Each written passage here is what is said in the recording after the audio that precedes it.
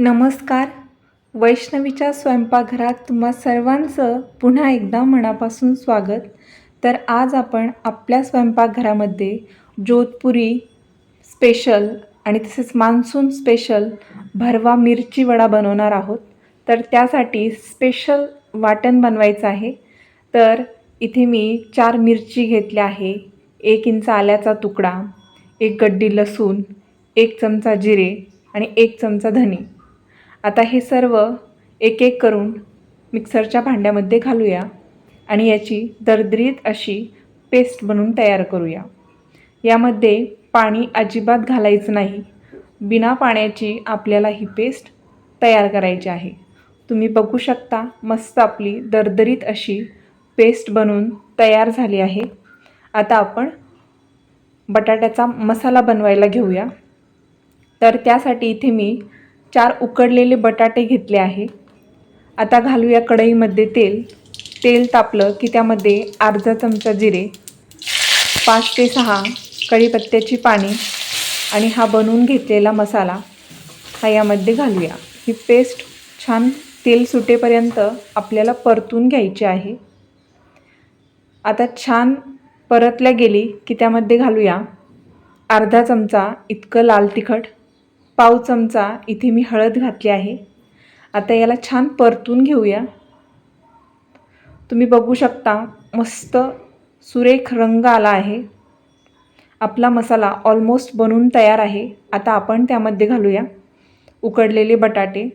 तर बटाटे आपल्याला हाताने असे कुस्करून घालायचे आहे, म्हणजे छान टेक्स्चर येतं, बाइंडिंग पण छान येते.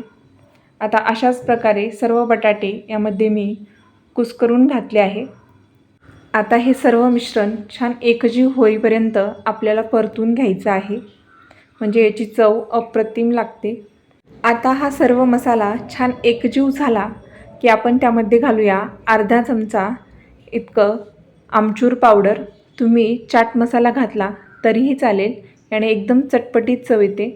आता इथे मी घातला आहे चवीपुरतं मीठ आणि पुन्हा याला छान मिक्स करून घेऊया.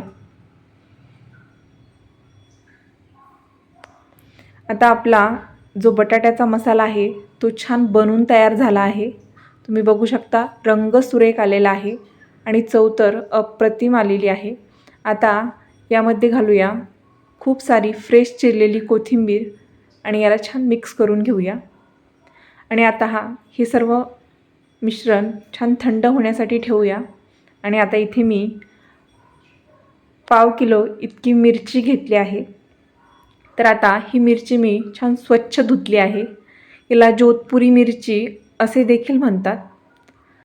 आता या मिरचीला एक मधोमध चिरा देऊया आणि यामध्ये जे बी आहे ते बीसुद्धा आपण काढून घेणार आहोत, म्हणजे जेणेकरून आपली मिरची अजिबात तिखट लागणार नाही.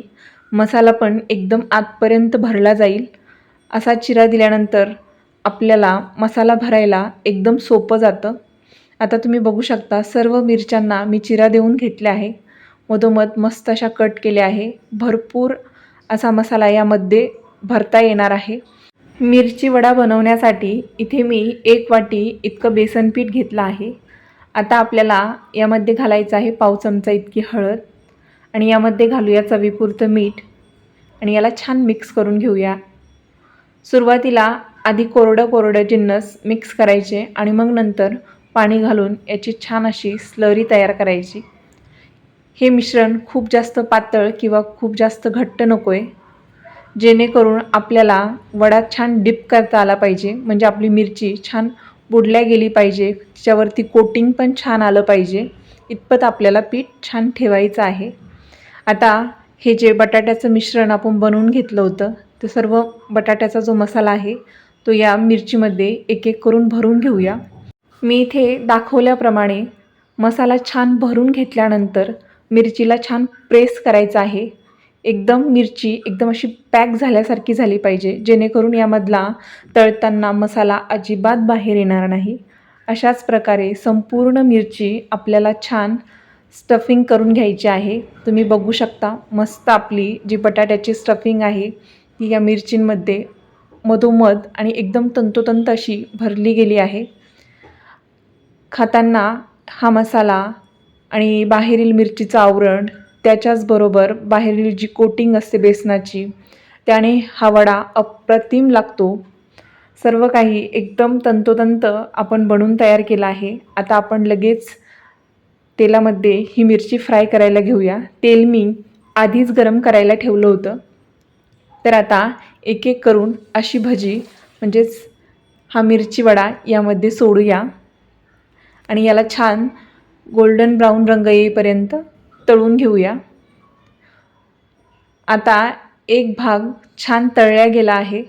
आता याला पलटी करूया.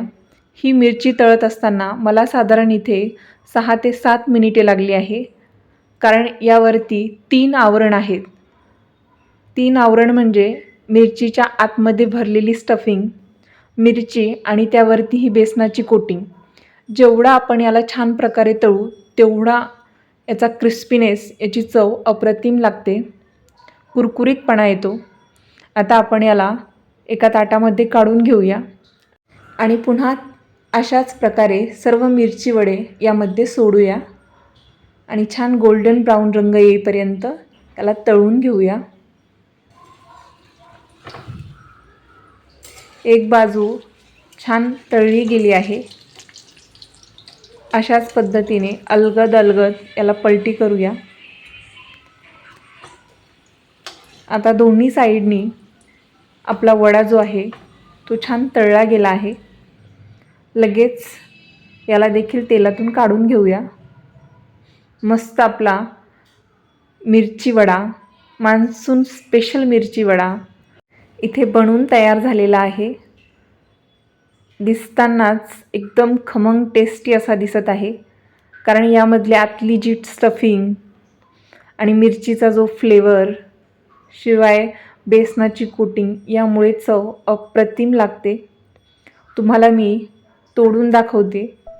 मस्तच अगदी अप्रतिम असा मिरची वडा आपला बनवून तयार झालेला आहे.